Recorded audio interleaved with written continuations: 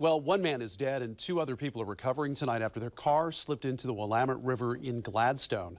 Fox 12's Jamie Wilson joins us live at Meldrum Bar Park, where crews pulled out that car today. Jamie?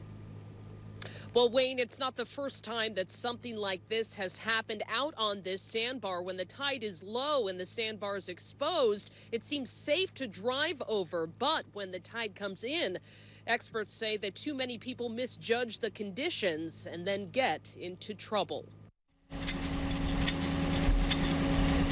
Clackamas County divers braved the frigid water to help get the small SUV back on land. This is the car that three people were in around 2:30 yesterday when they drove out on the sandbar. The tide came in and covered the bar, so officials say the trio tried to drive back through the water, but it was too deep. They slipped off the rocks and started sinking. She was frantic, and he was just screaming and hollering back there, and he was gasping for breath. Bill Long and his son Kelly were fishing nearby and rushed over to help. They pulled a woman and a man safely into their boat, but the third person disappeared. My dad had his hands on him, and then you get one pass at him. He was on his last leg. He went under. Fire officials say too many people drive onto the sandbar without understanding the river conditions. This is an ongoing problem that we've had for many, many years, is people just go out there and fish or picnic or do whatever, but they got to understand we have tides up here, and the tide comes in really, really fast. As we waited here for the tow truck, the tide changed drastically from a fully exposed sandbar to an hour later when the water started to cover the middle.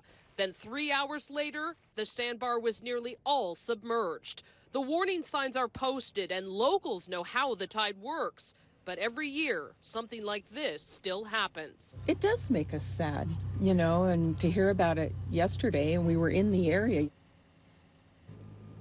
And just a few minutes ago, the Gladstone police chief gave me the names of everyone involved in this incident. Police tell me that the driver was 35-year-old Patrick Emerson from Gladstone. His passenger was 34-year-old Jennifer Hendricks from Battleground. They both went to the hospital and they are going to be okay.